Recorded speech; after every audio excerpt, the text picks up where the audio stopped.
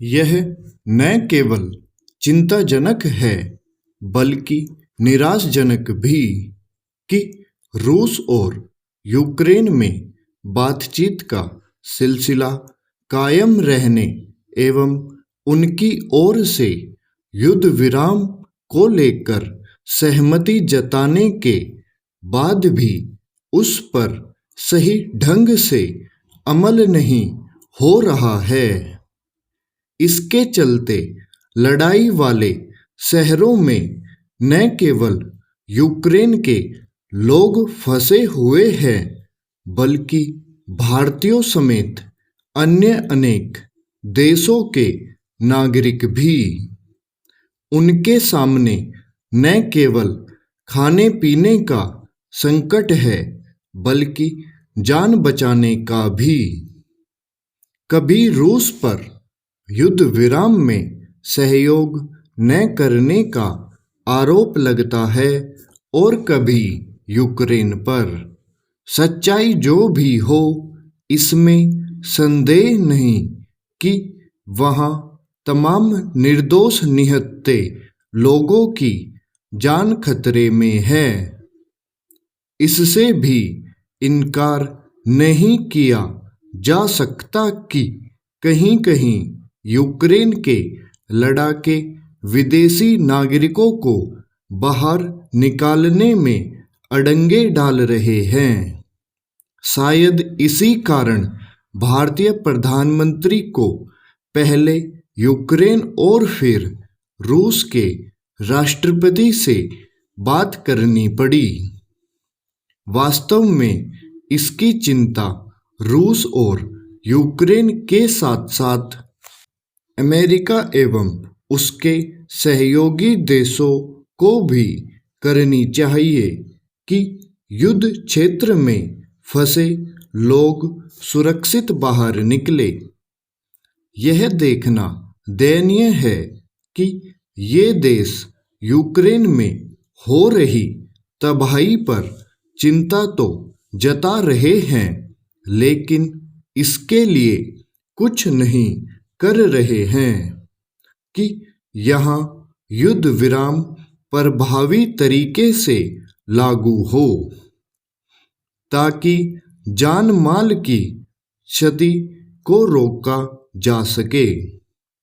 वे शांति प्रयासों को बल देने के बजाय यूक्रेन को हथियार उपलब्ध कराने में लगे हुए हैं। क्या यह विचित्र नहीं कि भारत, इजराइल, तुर्की आदि तो युद्ध विराम और बातचीत से समस्या समाधान के लिए पहल कर रहे हैं, लेकिन अमेरिका, ब्रिटेन की ओर से ऐसा कोई प्रयत्न नहीं किया जा रहा है। यह तब है जब यूक्रेन में सैकड़ों लोग मारे जा चुके हैं और करीब 15 लाख लोग वहां से पलायन करने के लिए विवश हुए हैं। इस भीषण मानवीय त्रासदी के बीच इसकी भी अनदेखी नहीं की जा सकती कि अमेरिका और उसके साथी देश रूस की सुरक्षा चिंताओं को समझने के बजाय उसे उकसाने वाले काम करने में लगे हुए हैं।